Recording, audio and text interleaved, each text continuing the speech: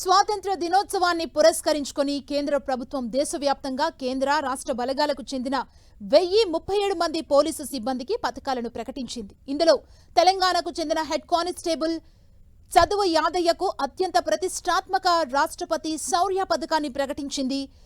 గొలుసు దొంగతనాలతో పాటు ఆయుధాల అక్రమ రవాణాకు పాల్పడుతున్న ఇద్దరు ఘరానా నేరగాళ్లను ప్రాణాలకు తెగించి పట్టుకున్నందుకు మాదాపూర్ సిసిఎస్ హెడ్ కానిస్టేబుల్ యాదయ్యను ఈ పురస్కారానికి ఎంపిక చేశారు. శౌర్య పథకం రావటంపై హర్షం వ్యక్తం చేస్తున్న యాదయ్యతో మా ప్రతినిధి Sunil face to face. Telangana police శాఖకు మరొక అరుదైన గౌరవం దక్కింది. స్వాతంత్ర దినోత్సవాన్ని పురస్కరించుకొని కేంద్ర హోంశాఖ ఎంతో ప్రతిష్టాత్మకంగా అనౌన్స్ చేసేటువంటి రాష్ట్రపతి శౌర్య పథకం ఈసారి తెలంగాణ హెడ్ కానిస్టేబుల్కు దక్కడం చాలా సంతోషంగా ఉందంటూ కూడా ఏకంగా యావత్ పోలీస్ శాఖ కూడా హర్షం వ్యక్తం చేస్తుంది.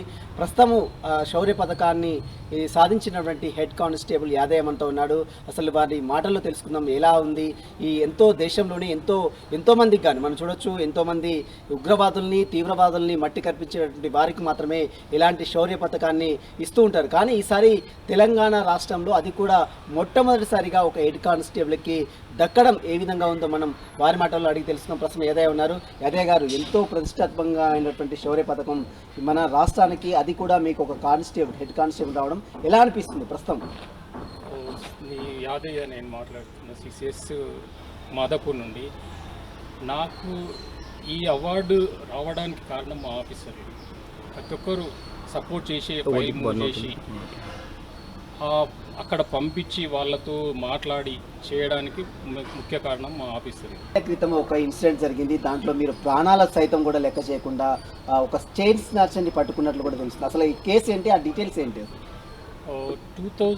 25 జూలై 2022లో చైన్ స్నాచింగ్ ఒక గ్యాంగ్ వచ్చి కొండాపూర్, కుకట్పల్లి, మియాపూర్, ఆర్సీపురం ఏరియాలో చైన్ స్నాచింగ్ 25th రోజు చేసిన టైంలో మా ఆఫీసర్ల ఇన్స్టిట్యూట్ అందరం కలిసి గస్తీ పట్టుకోవడానికి ట్రై చేసాం. తిరిగా ఉంది ఫుటేజెస్ చూసుకుంటూ వెళ్ళడంతో ఆ రోజు నైట్ వరకు చూసాము. మరుసటి రోజు మళ్ళీ మార్నింగ్ వెళ్ళి చూసే టైంకు సేమ్ ఒక కానిస్టేబుల్ కృష్ణ అని కుకట్పల్లి టు డ్యూటీకి వస్తుండే మియాపూర్.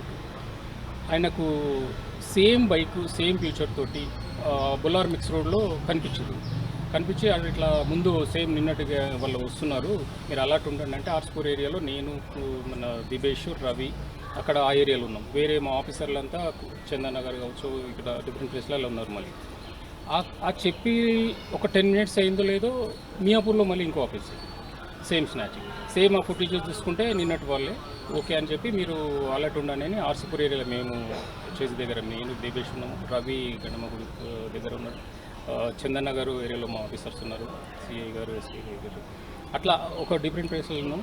ఒక 1/2 అవర్లో అక్కడ నుంచి బండి కనిపిస్తే రవి మాకు ఇంటిమేషన్ చేసి అన్న బండి ముందరికి వచ్చేసింది, అటు సైడ్ చూడంటే మేము హెచ్ఐ గేట్ అవతల ఉన్నాం, నేను దిబేష్. అక్కడ నుండి అది బిహెచ్ఎల్ హెచ్ఐజీ లోపలికి బైక్ వెళ్ళడం జరిగింది. మేము అది చూడకుండా మేము దాంతో పాటు చూద్దామని లోపలికి వెళ్ళే టైంకు రిటర్న్గా బైకు యూటర్న్ చేసుకుని వాళ్ళు వస్తుంటే అక్కడ చిన్న గేట్ ఉంటుంది, ఇక్కడైతే క్యాచ్ చేసుకోవచ్చు అని నేను దివేష్ స్లోగా, నేను బండి డ్రైవ్ చేసేది, స్లోగా వాళ్ళతో పాటు వచ్చి ఆ చిన్న గేట్ దగ్గరికి వచ్చే వరకు పబ్లిక్ మూవ్మెంట్ కాబట్టి దగ్గర స్లో అయిపోతుంది. ఆ క్రమంలో దివేష్ వెనక నుంచి దిగి మన ముందు నడిపే అతన్ని పట్టుకోవడం జరిగింది, బండిని ఆఫ్ చేసి పట్టుకోవడం జరిగింది. వెనక ఉన్న వ్యక్తి పారిపోతాడు అనే క్రమంలో నేను బండిపై నుంచి అతన్ని పట్టుకున్నాను. మీరు బండి మీదే ఉన్నాను నేను. ఆయన కింద అట్లా దగ్గర ఉన్నది కదా డిస్టెన్స్, అట్లా పట్టుకునే క్రమంలో అతను జేబులో ఉన్న చాక్ వేపంతో అది కొట్టేస్తూ ఉన్నాడు.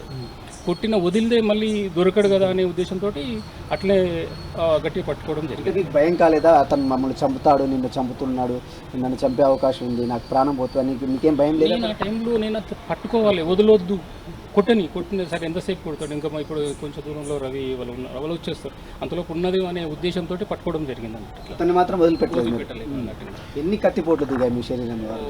7 మేజర్గా అంటే 7 కత్తిపోట్లు అక్కడ 7 అయినా అక్కడ నుంచి పట్టుకోవడం అయినాక ఇమ్మీడియట్లీ వీళ్ళని ఆపి నేను అక్కడ నుంచి హాస్పిటల్ ఏళ్ల క్రితం జరిగినటువంటి ఒక కేసు విషయంలో ప్రాణాలకు తెగించి అంటే తన ప్రాణాలను కూడా లెక్క చేయకుండా ఆ చైన్ స్నాచర్ని పట్టుకోవడంలో సక్సెస్ అయినటువంటి హెడ్ కానిస్టేబుల్ యాదయ్యని ఎంతో ఉన్నత అధికారులు వెంటనే అక్కడికి రాష్ట్రపతి ఈ పురస్కారానికి ఫైల్ పంపడం, వెంటనే రాష్ట్రపతి శౌర్య పథకానికి అతని అర్హుడుగా అటు కేంద్ర హోంశాఖ ప్రకటించడంతో అటు అందరూ కూడా హర్షధ్వానాలు వ్యక్తం చేస్తున్నారు. మొత్తం మీద కింది స్థాయి నుంచి పై స్థాయికి ఎదిగేటువంటి అధికారులందరూ కూడా ఎంతో సపోర్ట్ చేశారు. ముఖ్యంగా ఉన్నతాధికారులు డీజీపీ జితేందర్ కావచ్చు, పోలీస్ కమిషనర్ అవినాష్ మహాంతి కావచ్చు, వీరందరూ కూడా సపోర్ట్తోనే ఈరోజు తనకు ఈ యొక్క అత్యున్నత పురస్కారం లభించిందంటూ కూడా యాదయ్య చెప్తున్న పరిస్థితి. వీడియో జర్నలిస్ట్ కత్తిరాజుతో సునీల్ టీవీ హైదరాబాద్.